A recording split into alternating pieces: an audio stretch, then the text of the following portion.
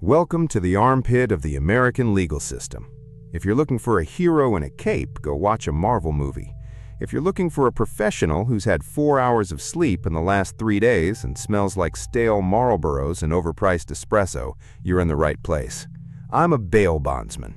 My office is located right across from the county jail, strategically placed so that the neon open 24 hours sign is the first thing a desperate mother sees when her deadbeat son gets locked up for a DUI or an aggravated assault.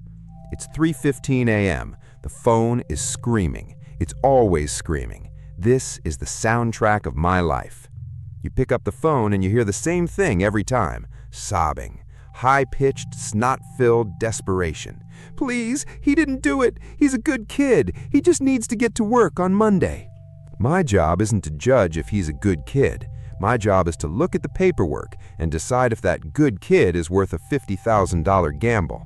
In the United States, we have this beautiful thing called the Eighth Amendment, no excessive bail.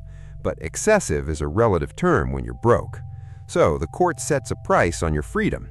And since most people don't have 10 grand sitting under their mattress, they come to me. I'm the bridge between a concrete cell and a warm bed. And I charge a non-refundable 10% fee for that bridge. That's the business. We sell freedom on a payment plan. And we profit from the fact that people are impulsive, violent, or just plain stupid. Look at my desk. It's a graveyard of broken promises.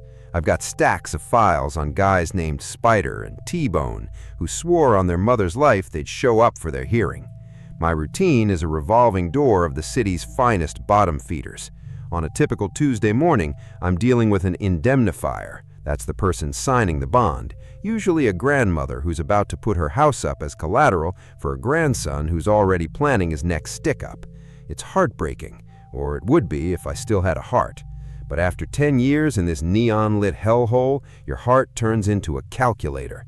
I'm looking at her deed, I'm looking at the kid's rap sheet, and I'm doing the math.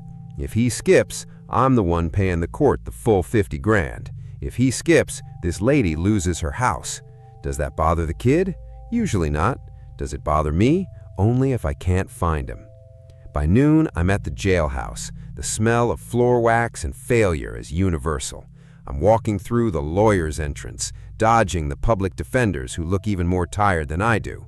I hand over the power of attorney, the jailer grunts, and 30 minutes later, my client walks out. He's blinking at the sunlight, smelling like institutional soap, and trying to look tough. I give him the talk. Not the be a better citizen talk. I'm not a social worker. I give him the don't make me come find you talk. I explain that if he misses his court date, I become his worst nightmare. I explain that I have his mother's address, his girlfriend's address, and the address of that shady body shop he works at. He nods, says, "I got you, man," and disappears into a waiting car. He's lying. I know he's lying. He knows I know. It's a beautiful dance. The rest of my day is spent on the phone, chasing people who forgot to make their weekly check-in. This is the glamorous side of the job they don't show on TV. It's hours of listening to busy signals, calling disconnected numbers, and talking to baby mamas who swear they haven't seen him in months while I can hear him coughing in the background. My eyes are burning from the blue light of the computer screen as I run skip traces. I'm looking at social media posts because, yes, these idiots always post pictures of themselves at a barbecue when they're supposed to be in hiding. I'm looking at utility bills, credit scores, and pizza delivery history. Everyone leaves a trail. Desperation has a specific scent, and I've become a bloodhound for it. Dinner is a lukewarm burrito from the gas station next door. I eat it while looking at a new stack of arrests. The night shift is starting. The bars are closing. The domestic disputes are peaking, and the street racers are hitting the highway. Every siren I hear in the distance sounds like a cash register. It's a predatory way to live, I get it. We are the vultures of the judicial system. But without us, the jails would be overflowing, the system would collapse, and a lot of people who actually are innocent would stay behind bars just because they're poor. We provide a service. We take the risk the state won't, and we charge a premium for that risk. If you don't like it, stay out of handcuffs. It's a simple rule, but you'd be surprised how many people find it impossible to follow. You think you can just walk into this? You think because you watched Dog the Bounty Hunter and bought a tactical vest on Amazon, you're ready to be a bondsman? Sit down, kid. You're about to get a reality check. In most states, becoming a bail bondsman is like trying to become a hybrid of an insurance agent, a private investigator, and a street brawler. You need a license, and the state doesn't give those out to just any yahoo with a pair of handcuffs. You've got to go through a pre-licensing course that's dry as a desert bone. We're talking hours of sitting in a cramped room learning about the contract of indemnity, the surety's power of arrest, and the Uniform Criminal Extradition Act. If you can't handle the paperwork, you'll never handle the streets. The pen is mightier than the Glock in this business, because one wrong signature on a bond and you're legally liable for $1 million lawsuit. Once you pass the exam, which has a failure rate that would make a Navy SEAL sweat, you have to get backed by an insurance company. They're the ones who provide the power of attorney that allows you to write bonds. They look at your credit, your criminal record, and your mental stability. If you've got a history of losing your cool, they won't touch you. Why? Because a hot-headed bondsman is a liability. You need to be a cold-blooded negotiator. Your training really begins the first time you walk into a house in the bad part of town at midnight to talk to a family you've never met about a crime you don't want to know the details of. This is the street-level psychology they don't teach in the books. You have to learn to read people. You have to learn the tell of a liar. When a mother's crying about her son, is she crying because she loves him or because she's scared of him? You have to evaluate collateral. A car looks good on paper, but if it's got a blown engine and 3 flat tires, it's worthless to me. A house is great, but if it's already got 3 liens on it, you're holding a handful of nothing.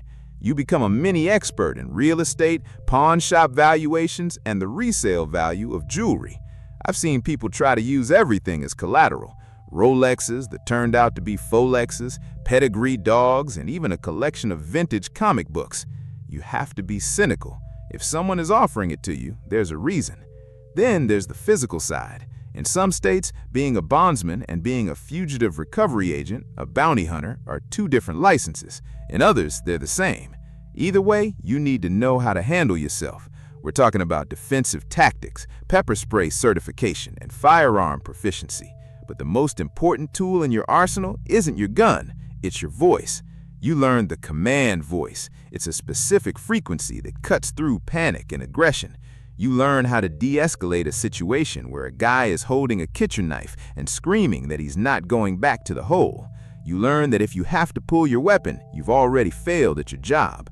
A good bondsman talks them back into the handcuffs. A dead bondsman tries to be a hero. The attrition rate in this industry is brutal. Most rookies quit within the first 6 months. They can't handle the sleep deprivation. They can't handle the fact that their clients hate them and the police barely tolerate them. We exist in this gray area. We aren't the law, but we have more power than the police in certain ways. We can enter a fugitive's home without a warrant if it's in the contract. We can cross state lines to bring someone back without a long extradition process. That kind of power is intoxicating to the wrong people, and the system eventually chews them up and spits them out. You have to stay humble, stay sharp, and never ever trust a word that comes out of a defendant's mouth. They aren't your friends, they are your inventory. And if your inventory walks away, you go bankrupt. Welcome to the School of Hard Knocks, kid. Class is in session, and the tuition is paid in stress. Let me tell you about the one that almost broke me. This is the mission you don't put on the brochure. It was a cold October night in Chicago. I had a bond for a guy named Marcus. Clean-cut kid on the surface, but he was facing a heavy charge, armed robbery. His mother, a saint of a woman who worked 2 jobs as a nurse, signed the bond, $50,000. She put up her modest little home in the South Side, the only thing she owned in this world. Marcus swore he was innocent. He swore he'd show up, and for 3 hearings he did. He was the perfect client. He checked in every Monday morning, always polite, always on time. I started to relax. That was my first mistake. Never relax. The 4th hearing came, and the chair next to the public defender was empty. My heart did a slow, heavy thud in my chest. The judge called his name. Silence. The judge issued a bench warrant and ordered a bond forfeiture. That meant I had 90 days to produce Marcus, or I'd be writing a check for 50 grand to the state of Illinois. And if I didn't have the cash, I'd have to foreclose on his mother's house. I called Marcus, disconnected. I went to his house. His mother was in tears. She hadn't seen him since the night before. She looked me in the eyes and said, "Please don't take my home. It's all I have for his sisters." That's the moment the job stops being about paperwork and starts being about a hunt. I spent the next 72 hours in a caffeine-fueled haze. I hit every lead. I talked to his old associates, the lowlifes he used to run with. I sat in my car outside a girlfriend's apartment for 16 hours, staring at a darkened window until my eyes felt like they were bleeding. Nothing. Then I got a tip. A burner phone pinged near a motel on the edge of the city, a real dive, the kind of place where people go to disappear or die. I didn't call the cops. The cops have 1,000 warrants to serve. They don't care about my 50 grand. I called my partner, a guy who used to be a linebacker and now spent his days helping me drag people back to justice. We hit the motel at 4 a.m., code black hours. The air was thick with the smell of wet pavement and garbage. We found his car in the back lot, hidden behind a dumpster. My pulse was a jackhammer in my throat. We talked the night clerk into giving us the key. A $20 bill and a flash of a badge that looked official enough usually does the trick. We stood outside room 214. My partner took the lead, his hand on his holstered weapon. I took a breath, feeling every bit of the 48 hours of sleep deprivation. We didn't knock. We went in fast. Marcus wasn't alone. He was in the middle of a drug deal with two guys who looked a lot more dangerous than he was. The room exploded into chaos, screaming, the sound of a glass table shattering, the smell of burnt copper. One guy went for the window. My partner tackled the other. I went for Marcus. He wasn't the polite kid from the office anymore. He was a cornered animal. He swung a heavy glass bottle at my head, and I felt the wind of it as I ducked. I tackled him onto the bed, the springs groaning under our weight. We wrestled for what felt like an hour, but was probably 30 seconds. He was strong, fueled by adrenaline and whatever he'd been snorting. I managed to get a wrist lock on him, screaming for him to stop resisting. He was sobbing now, the same sound I hear on the phone every night. "I can't go back, man. They'll kill me in there." I didn't care. I couldn't afford to care. I forced his hands behind his back and clicked the cuffs shut. That sound, that metallic click, click, click, is the most satisfying sound in the world. It's the sound of a $50,000 debt being canceled. It's the sound of a mother keeping her house. It's the sound of me getting to go home and finally close my eyes. We dragged him out of the motel, ignoring the neighbors peeking through their curtains. The drive back to the county jail was silent, except for Marcus's quiet whimpering in the back seat. I looked at him in the rearview mirror, the dark eye bags, the dilated pupils, the look of a life that had just hit a brick wall. I felt a flicker of something. Maybe it was pity, but then I thought about the house, and I thought about the law, and the flicker went out. I handed him to the intake officer at 6:15 a.m. I got my receipt, the proof of surrender.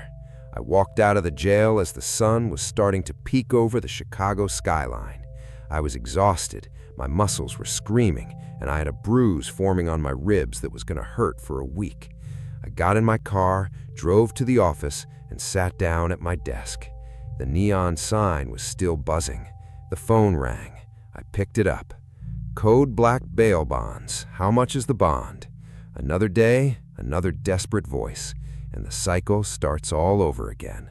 Because in this country, freedom isn't free. It's 10% down, and I'm the one who collects.